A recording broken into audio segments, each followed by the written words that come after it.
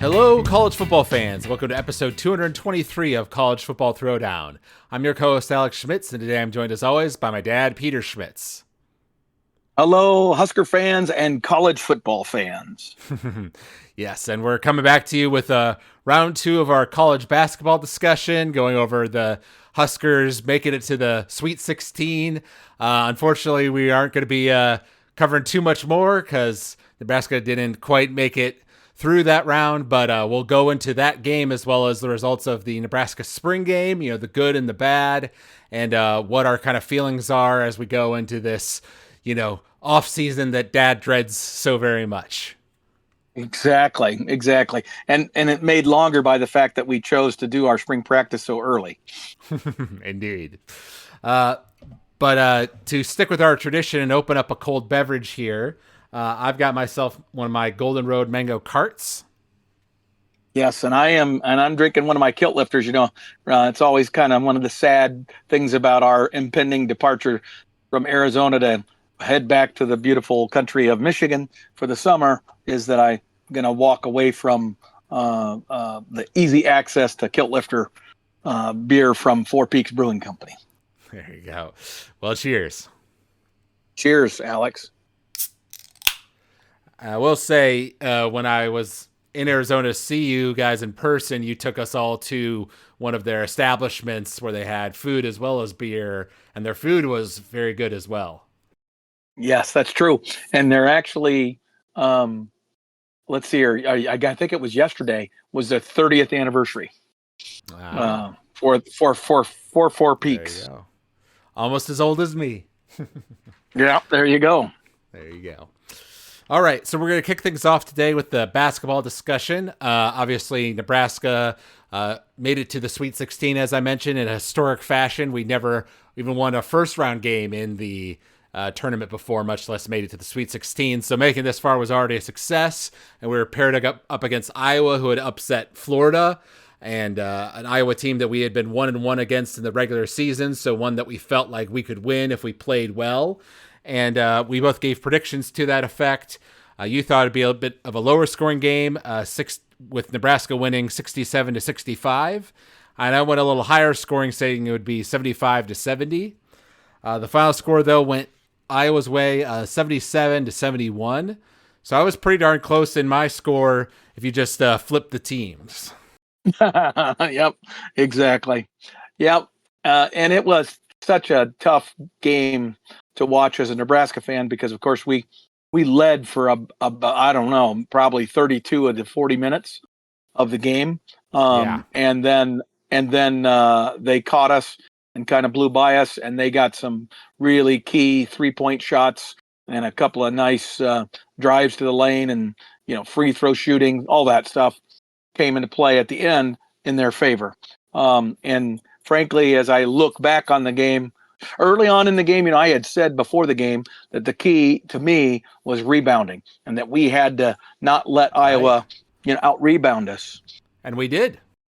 We did. We out rebounded them. We were playing to the game plan that I thought we needed to play to.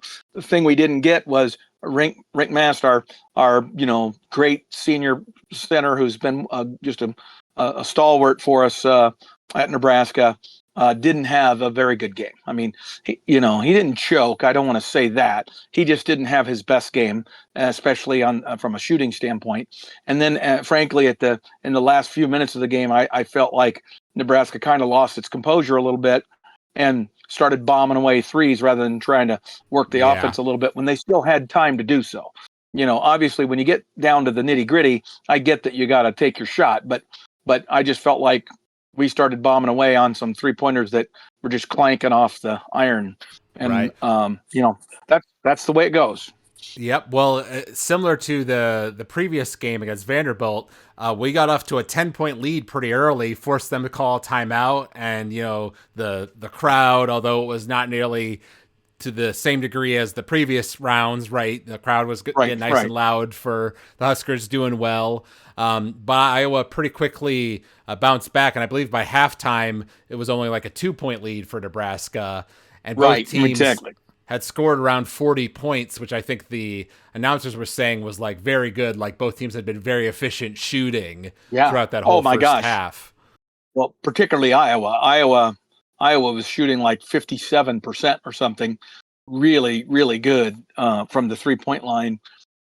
So it was just one of those things where I kept hoping that they might, cool off a little bit or whatever. And, um, but we had all the opportunity to win that ball game, and we just Yes. didn't do it.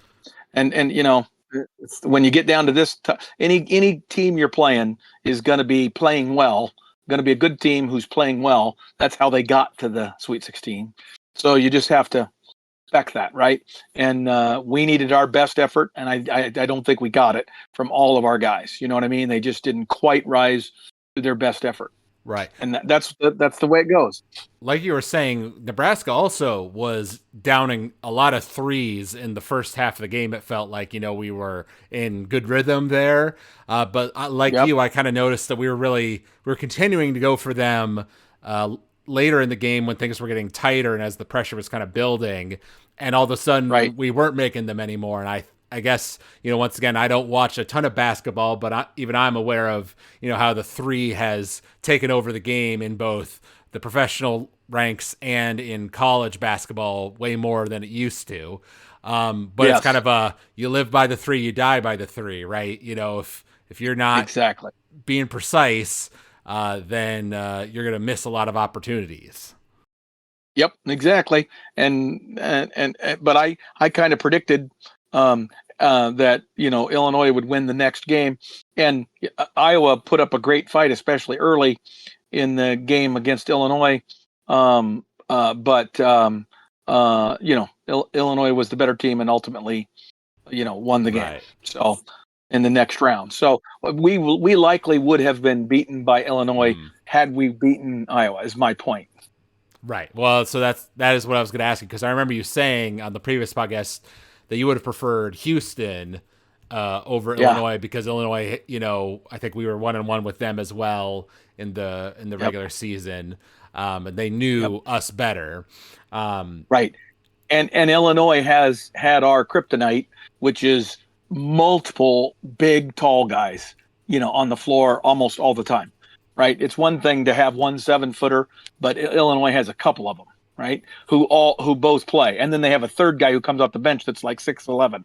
So, I mean, they're just super tall, and they got a lot of super tall guys.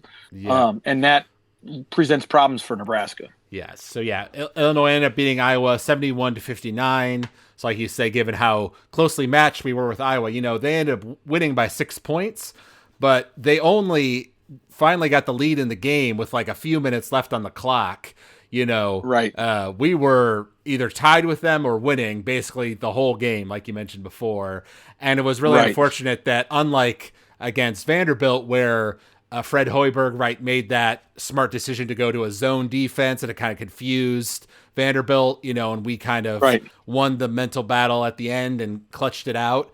It was kind of the opposite here, where we kind of fell apart, and there was even a point where we didn't have all 5 guys out on the court, right, and gave them an easy score right near the end of the game and things like that. Right. Yep, exactly. But to assuage, Nebraska fans out there, I know it sucks to lose, and even worse to lose to Iowa, kind of our Big Ten rival. But we finished the season 28-7. We lost 7 games to 5 teams. And 4 of those teams made it to the Elite 8.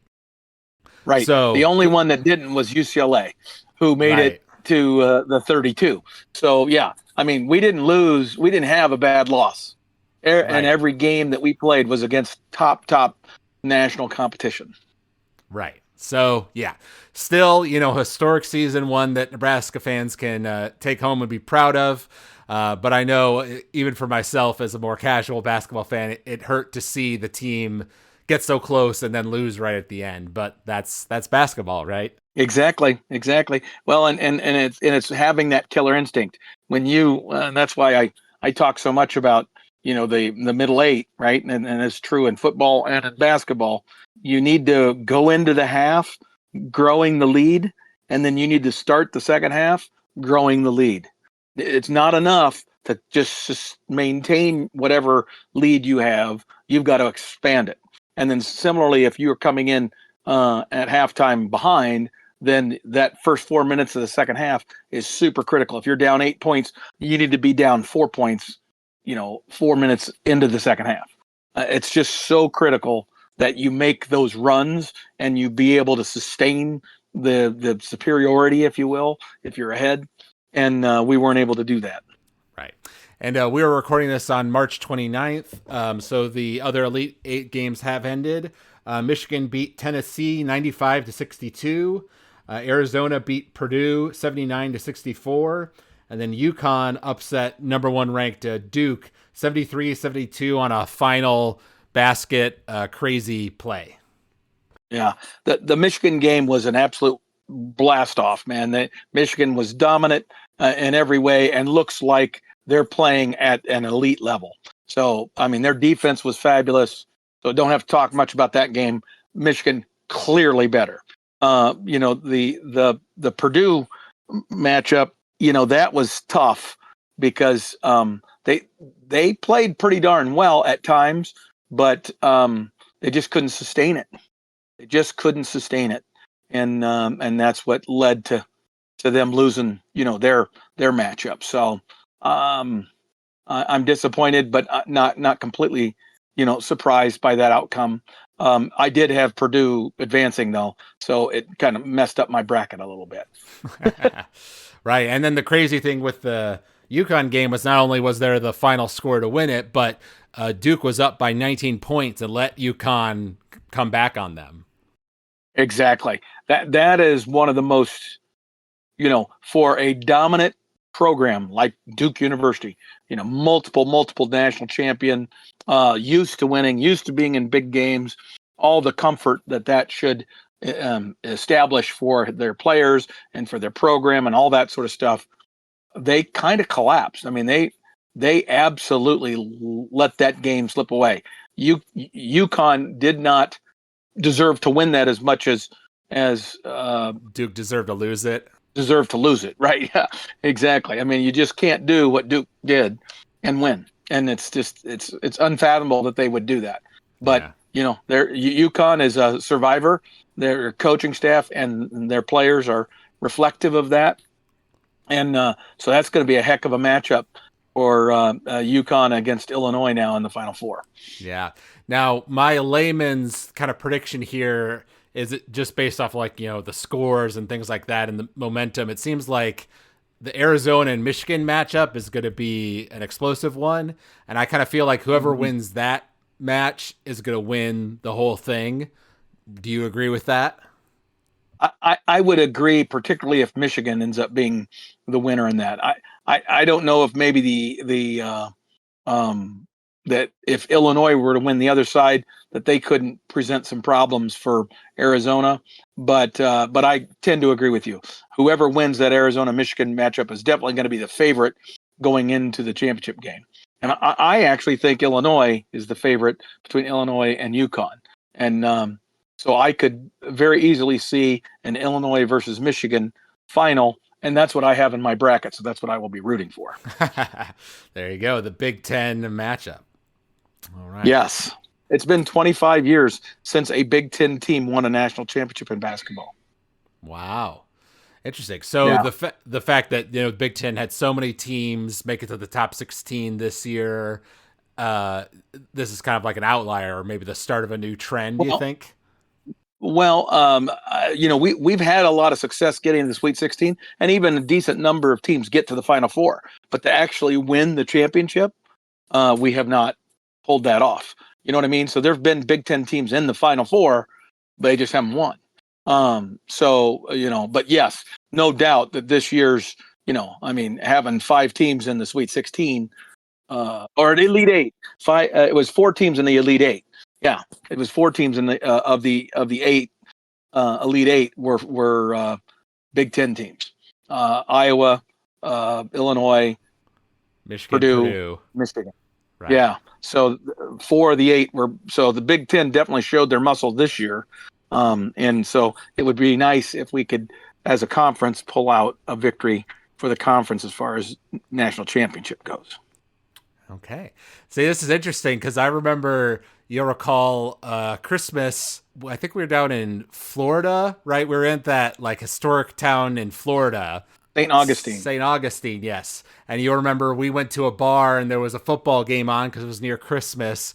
And this guy was rooting for like Ole Miss, but he was an Alabama fan. But he's like, I'm rooting for Ole Miss because they're SEC.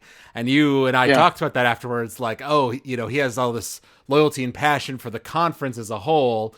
But I don't have that passion for, the Big 12 or the Big 10. I want my rivals to lose. Right.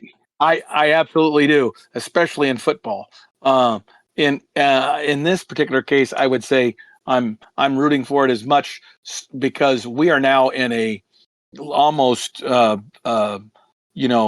monumental struggle with the SEC for control of college sports, right?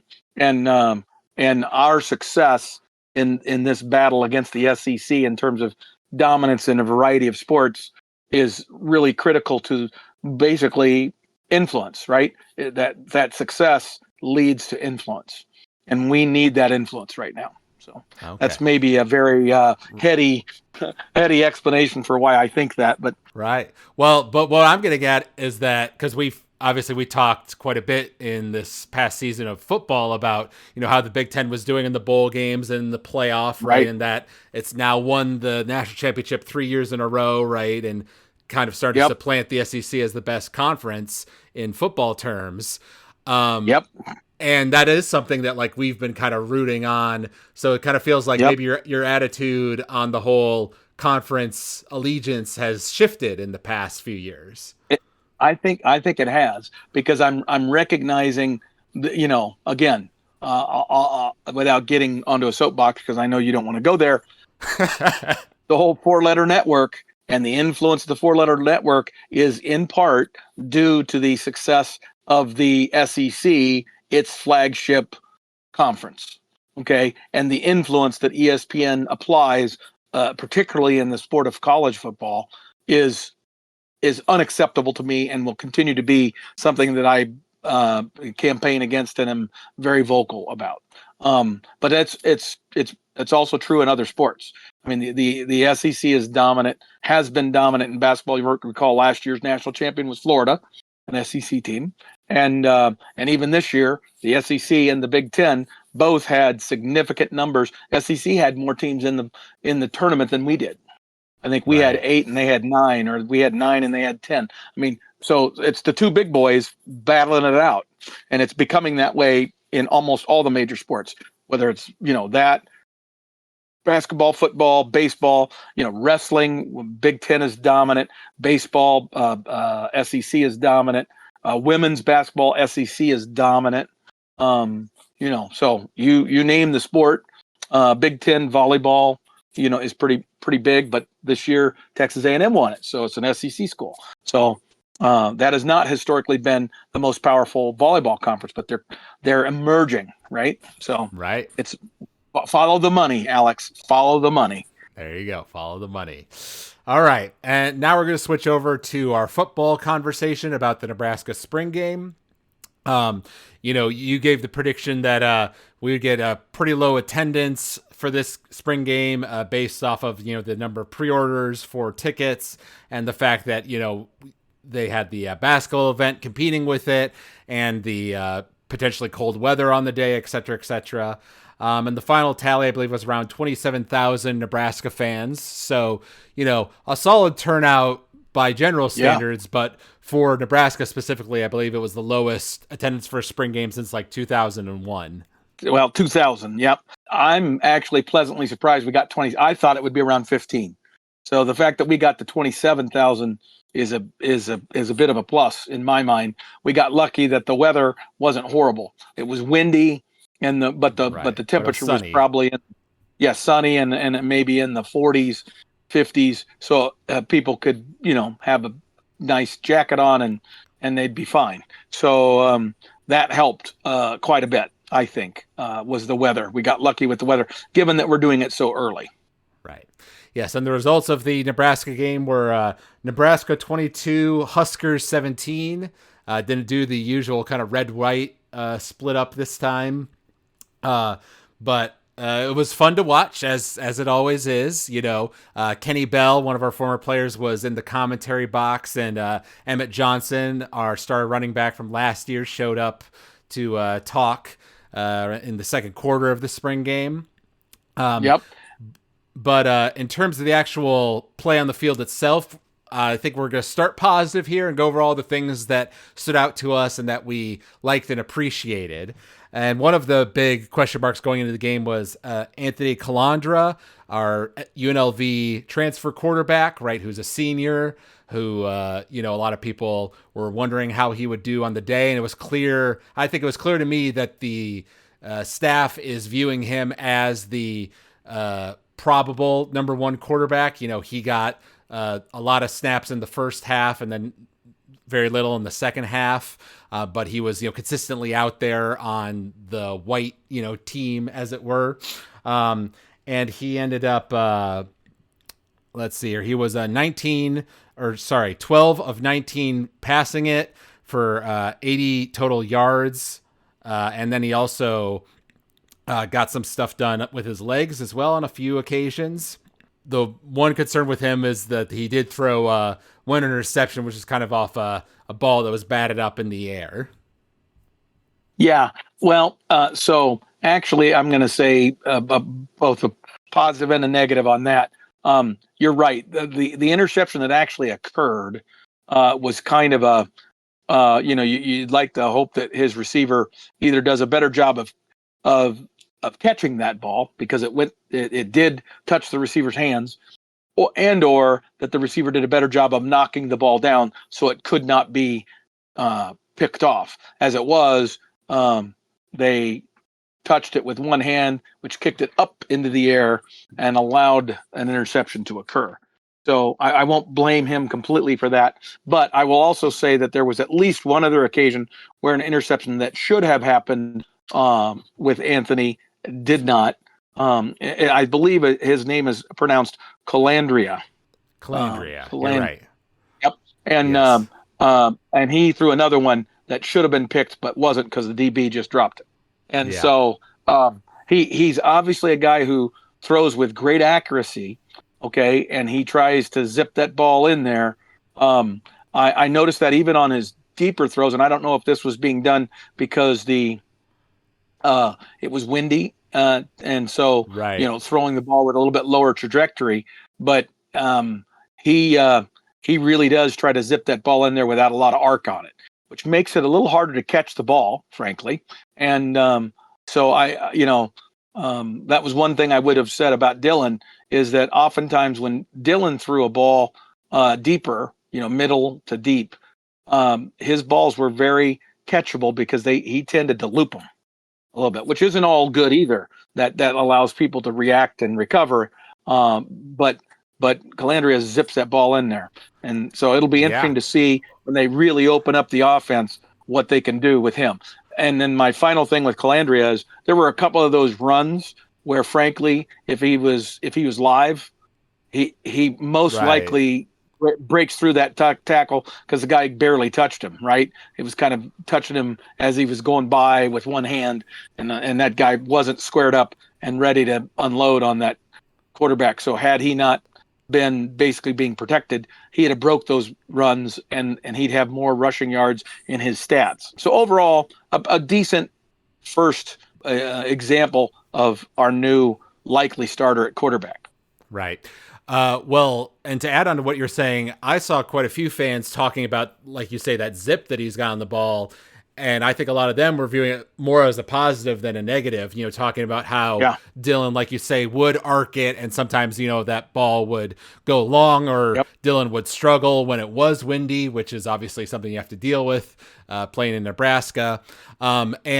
On, I believe it was the first touchdown drive that Calandria had, he had two of those zippy balls where the receiver was well defended, which is obviously a positive because that was our DB defending him. But he, managed to zip it in there, just the outside, and then the receiver made a great grab to get it, right? Obviously, the Quinn Clark one-handed touchdown Oh, catch was one of those. That was the most impressive catch yes, of the day. absolutely. That's true. That's true. Yeah, overall, again, um, I, I I still hope that there's a whole level of offense. And keep in mind, we have a new offensive line coach, and we're going to get to talk of the offensive line, but as far as what they look like, but I know that he comes from Georgia Tech, where they did a lot of counteraction. They did a lot of power football, pushing and shoving, and we didn't see much of that. We were very vanilla in this spring game. So that's kind of something we have to recognize, is that this is a spring game. Take all this stuff with a grain of salt. Um, but I'm hopeful that there's a lot of offense, that'll be pretty much standard fare for us in the fall that we did not show. Uh, we might have practiced it in the spring, but we didn't show it in the spring game. The running game was by and large pretty basic. Right. But that could also be said about our defense. Our defense was very basic. So a lot of vanilla stuff going on both sides of the ball. Right. Well, and so one of the things you've been critical of is, the fact that we didn't go out there and get any big running backs from the transfer portal, right? People that have shown real performance, not just potential, and that we were kind of leaving a lot up to the talent, which does exist, right, in our existing running back room. And we may have seen a spark of the coaches maybe getting lucky and having something in that existing running back room, because a true freshman, Jamal Rule, was the leader on the day for running it 10 times for 121 yards, including a big 75-yard run play near the end of the game. Right. And he looked good, but again, he's a true freshman. He is a decent sized player, but not big by any stretch, certainly not as Big Ten running backs go. He's around 205, 206, something like that.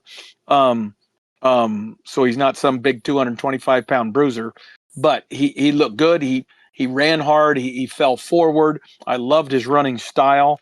And frankly, both Makai Nelson and Isaiah Mosey, who are the guys who did most of the running in the bowl game, both look to be explosive and pretty darn good as well. And then Quentin Ives, also, in my opinion, looked as good as he's ever looked.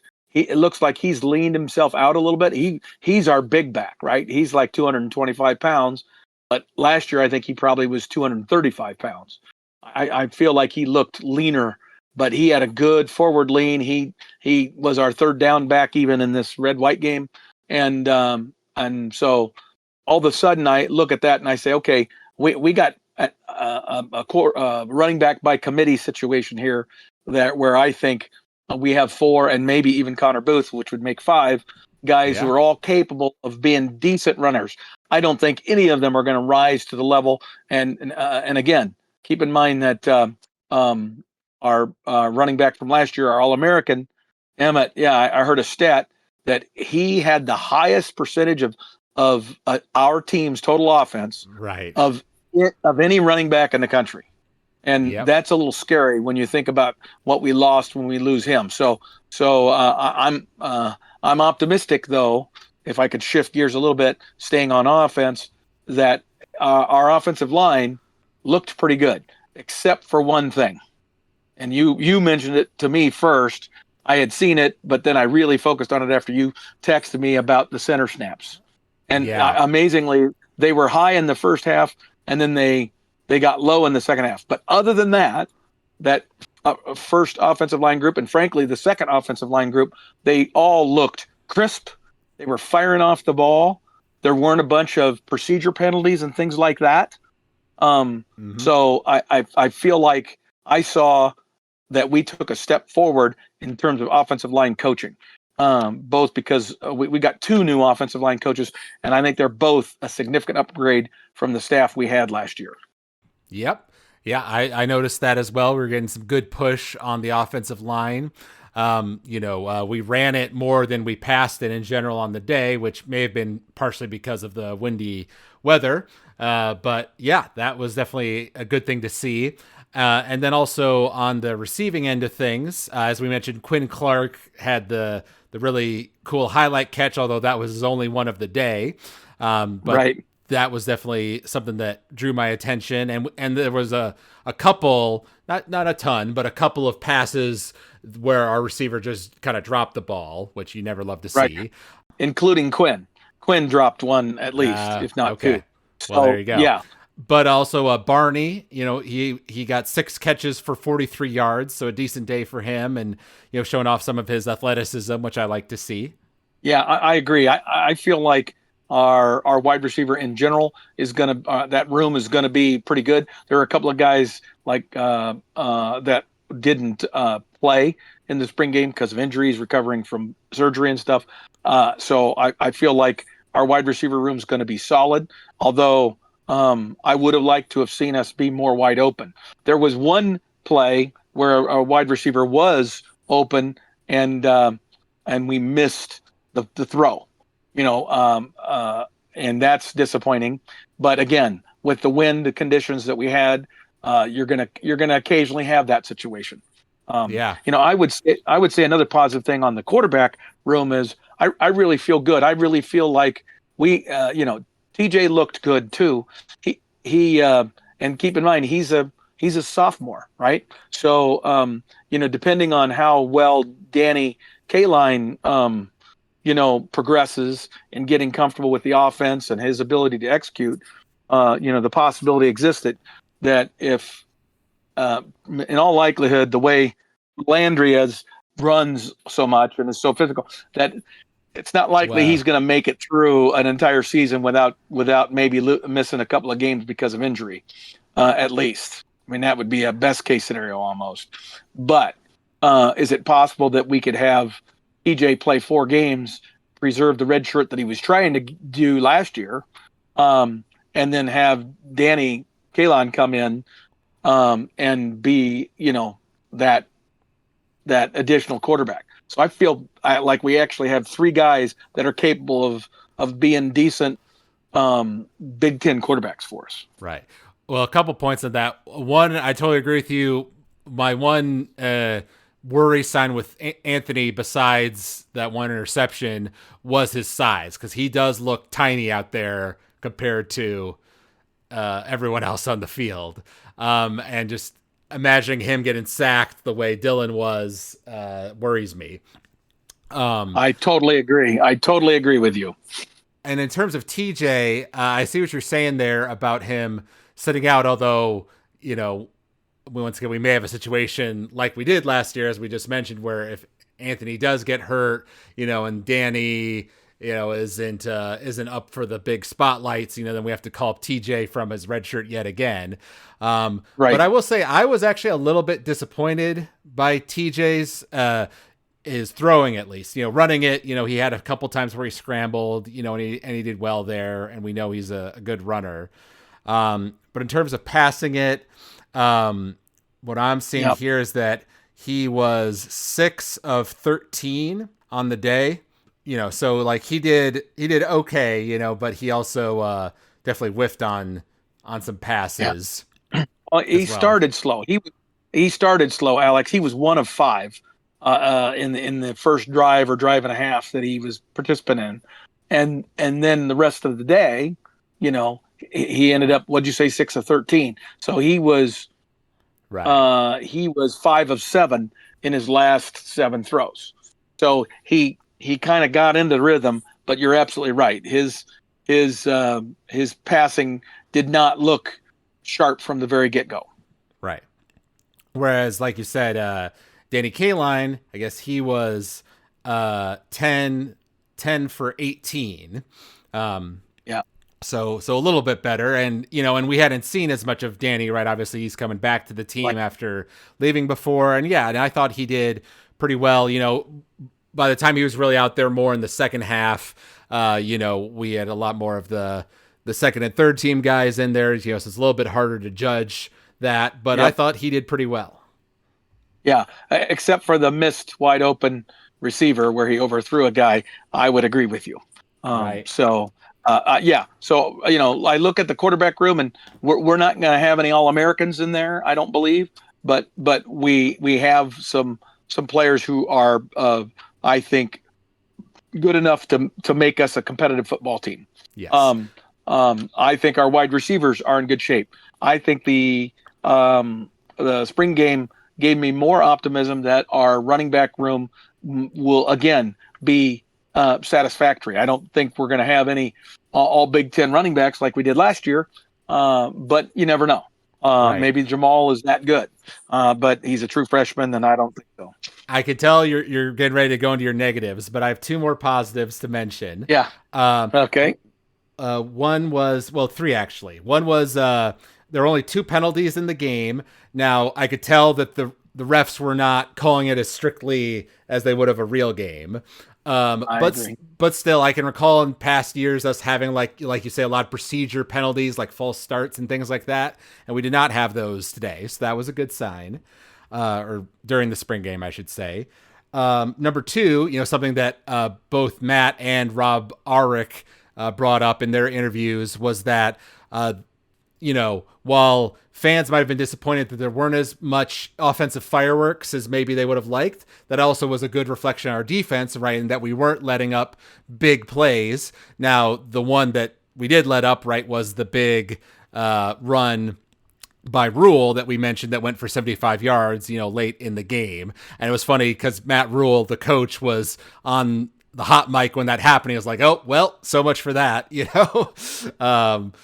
but I take that as a positive sign for the defense.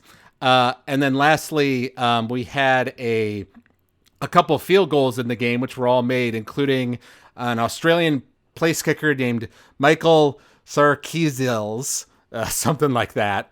He drilled a 49-yarder into the wind and got it. So that was also Right. a good sign.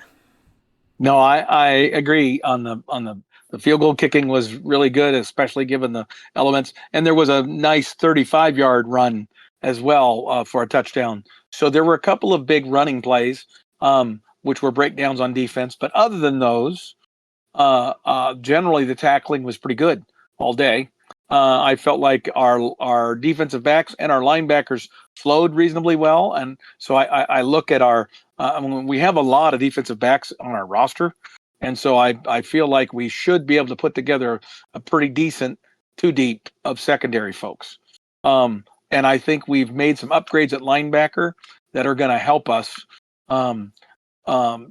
As well. So there were definitely some positives to take away from what the defense was able to do. Pretty decent tackling and some nice coverage. Right. All right, but now we can transition into the negatives. And I know we mentioned this before, but yeah, the center issue and the snapping was a major one for me. I know that we were swapping who was playing center, throughout the game. I'll admit I was not tracking that. So maybe some of the times that it was really bad was when we had our second or third team guy in there. But like you say, Anthony was having to jump up to get the snap on a number of occasions, and then in the second half, all of a sudden the ball was on the ground, as it was coming out. So yeah, really hope that gets worked on. Yes, I think some people. I think the players probably over adjusted at halftime on the whole get the snap right thing. So that's a huge concern. I mean, you'll recall now, ironically, the person I'm referring to, of course, is Cam Jurgensen, and Cam Jurgens is now a All-Pro center for the Philadelphia Eagles, a Super Bowl winner. Right. But he sucked his first year as a center. I mean, he was just god awful at snapping the ball. And so I have seen somebody struggle with that skill and not get it right until his second season. Right. So I'm hopeful that they will work like dogs on that during this entire off season, and come fall, we don't see that, because I know that if it's still there in the fall, there's a very good chance it's going to be with us all season, because that's not something you just fix overnight. When it's that consistently bad, like we saw in this spring game. Right. And then, you always worry about this in a spring game. When one part of the team is doing well, you worry about, well, is the other part of the team not doing well? And I know you had major concerns about the defensive line going into this spring game. And they were not necessarily assuaged by seeing what the offensive line was doing to that defense. Correct. I think it's hard for me to get super excited about the offensive line and its push. What I liked more than anything was that I felt like their first action was much more aggressive than what it was under the previous coach, and I like that, whether just for the nature of it and the fact that we didn't have false starts right and left on the deal. So I feel good about that about the offensive line, but you're exactly right. Their ability to move the line of scrimmage, was that because our defensive line sucks and doesn't have enough, meat in the ass, so to speak, or is it that our offensive line is actually pretty good?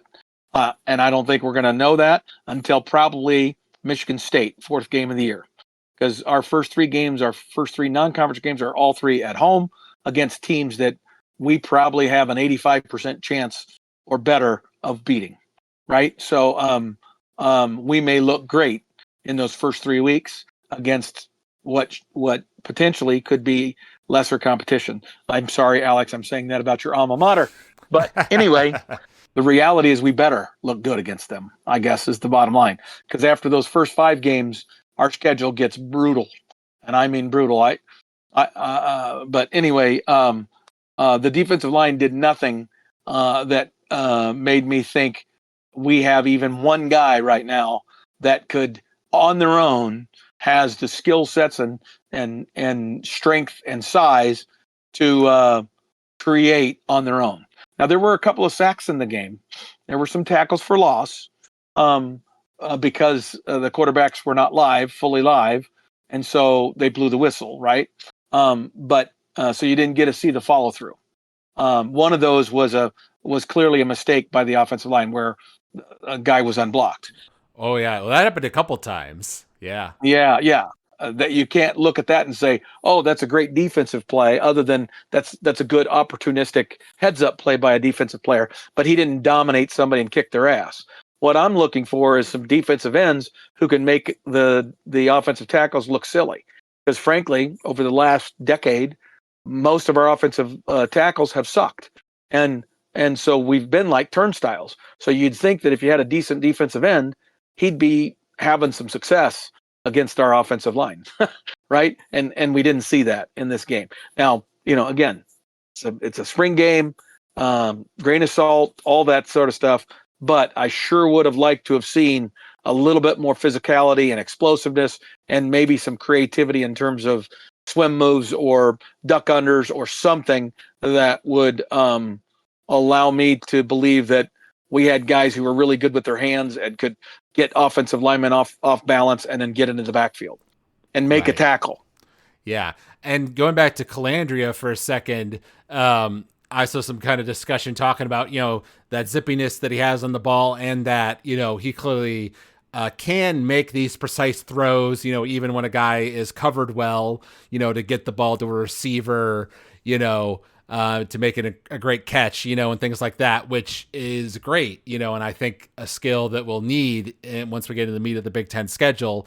But on the other hand, right, his kind of willingness to throw into high pressure situations means I think you have to kind of compensate for that and accept that, he's going to throw some picks, right? And given, that one of the strengths that Dylan had was that he was pretty good about not turning the ball over, not throwing stupid passes, unlike some of our past quarterbacks.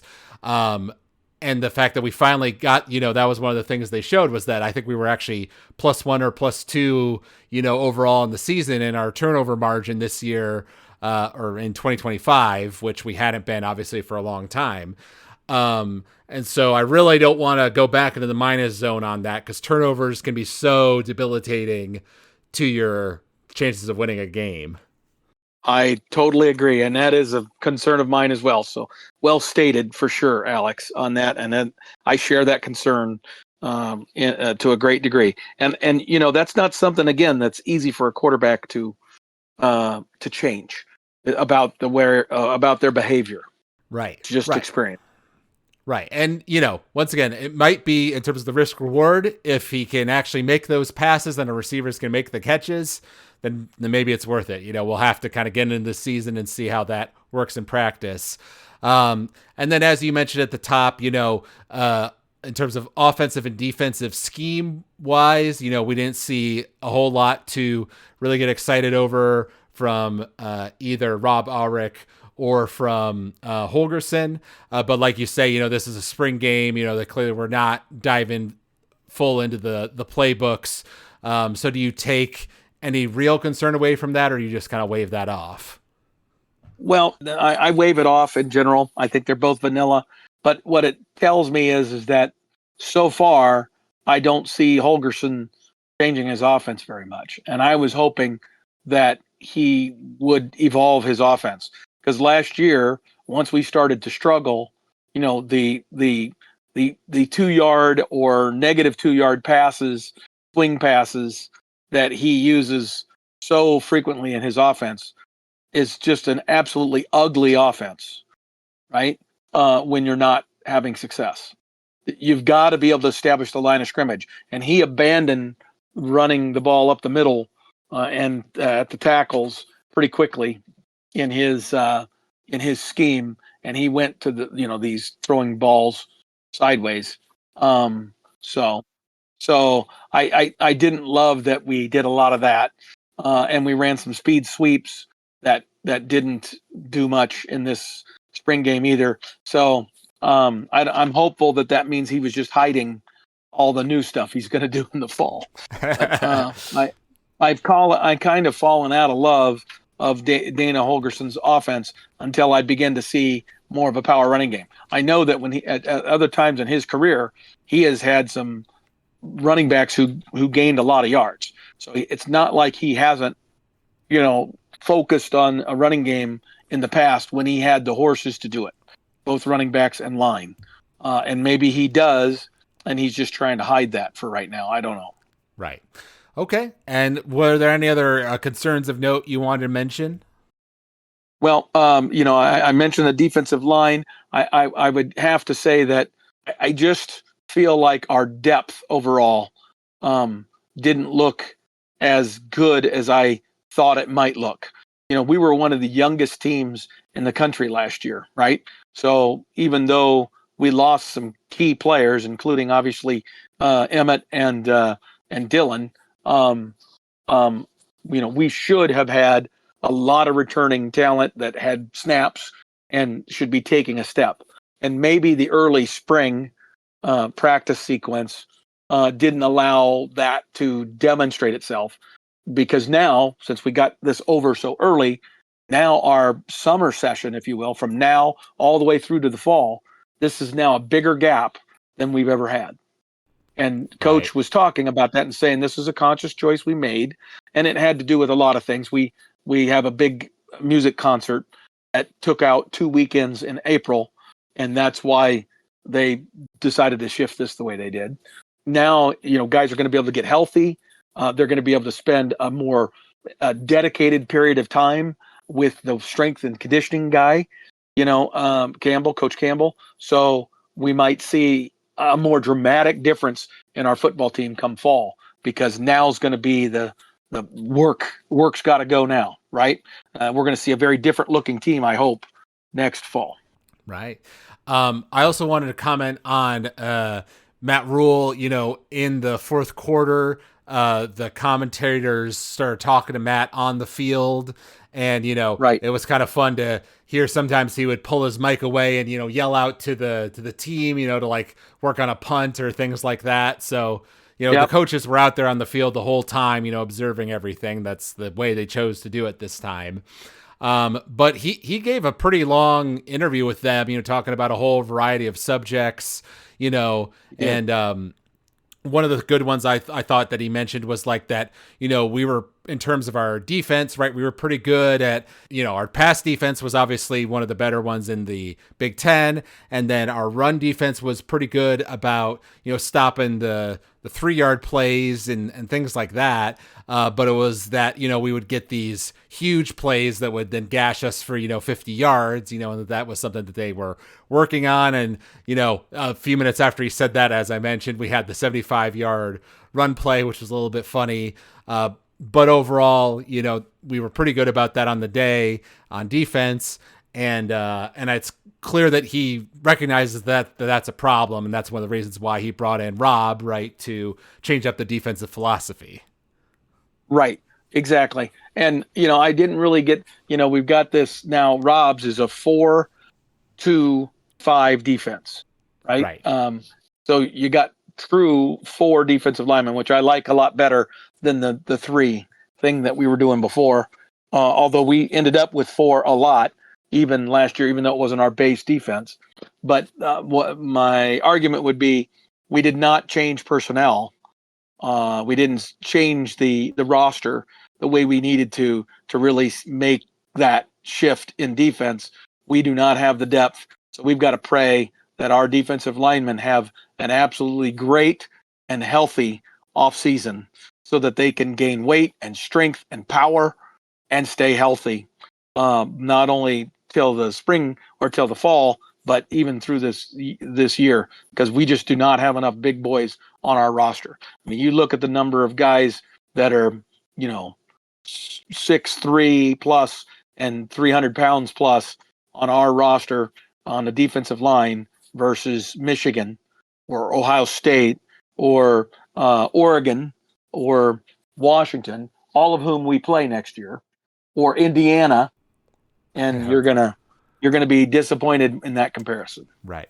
It was kind of nice to hear from Matt, since he has kind of gone silent, as we've talked about on past podcasts, compared to what he was doing before. Was there anything else that you pulled from his talk in the fourth quarter? No, I think he understands that they're a young team, and he's frankly expecting growth. He talked about this extended period of time that they have now, and I think he recognizes how important it is. So I'm sure that's the message that he's going to be giving to his coaches and players. This is as critical of an off season as there ever could be. Because if you look at our schedule right now, I would say, Alex, right now, our ceiling for victories is 6, and the likely scenario is probably 4.5. And I don't know that I've ever said that going into a season for Nebraska. But, we have hopefully 3 victories in a non-conference that's probably as powder puff as we've ever had. But then we have to play at Michigan State, which is a 50-50 game. And then we have to play back home, I think, against Maryland, which is another team that's a 50-50 type game for us. But maybe 60-40. Maybe since it's home, we have a little more of an advantage there. But somehow we got to get 5 for 5 out of that. Because after that, we play Indiana at home, which is going to get ugly. Then we got to go out and play Oregon at Outson Stadium. And then we come back for a home game against another really tough team. Washington. And then we play Ohio. Yeah, and then we play Ohio State, and then we play Illinois, and then we finish the year with Ohio State and Iowa. So I mean, there just isn't any likely victories. At least 6 of our games we're probably likely to win at a 40% or less probability. Okay. Right. Well, some of them 10. Well, so I just perused the schedule, which obviously I've looked at before, and I know you and I, once again, when we were last in person together, we talked quite a bit about, how tough the schedule is. I would personally put our ceiling at 8 wins. I think that's the max that we could get. Because Indiana, Oregon, Washington, and Ohio State, you have to put all those down as losses, I think. But, there's some other teams, right, like Iowa, Rutgers, Illinois, Maryland, Michigan State, right? I think, if we actually, make some of the improvements that we're looking to in this offseason, like you say, and stay healthy in the key areas that we need to, I think we can beat all those teams I just mentioned. Yeah, except that we got crushed by Iowa, and that was in Lincoln. Now we have to go play Iowa at the end of the year. So I would put that as probably a 35% likelihood of a victory. Illinois was a very good team last year, and they look great in their bowl game, and they're like us. They were quite young. And Rutgers, you're right. Rutgers is one it was in the mix there. That could be one of our victories that would get us to 6. And then I don't know who else you said. I actually think we have, maybe, depending on how it goes, a little bit better chance against Washington, maybe, because I believe that one is that in Lincoln. Yes. Yeah. So that's one. That would be the other one that I would say is a possibility for us to get a W, and that might get us to 7. But we have to have everything go just right, including beating Michigan State at Michigan State early in the season, and not stumbling somewhere along the way.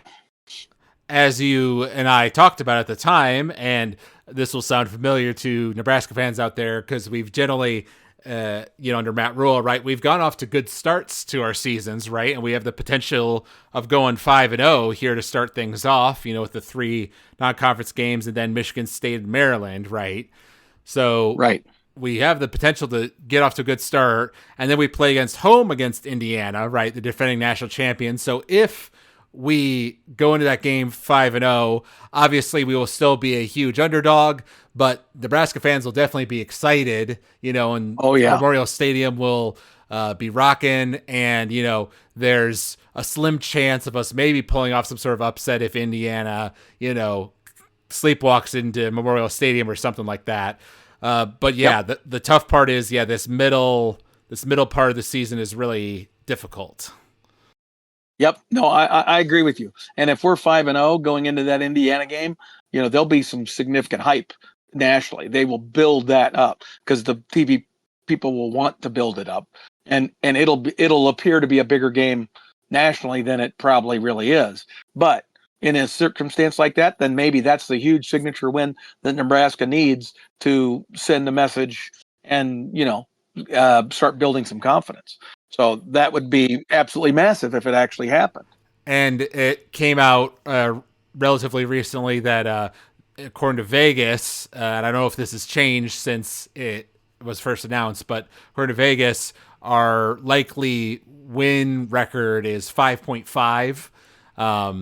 Which got some Nebraska fans talking. But in the scenario I just described, right, we go into that Indiana game, okay, we lose, but we are already at 5 wins, so then we just need one more, right, to get to your 6 wins and to beat what Vegas predicted for us before the season, which we certainly would have ample opportunity to do in some of those falling games.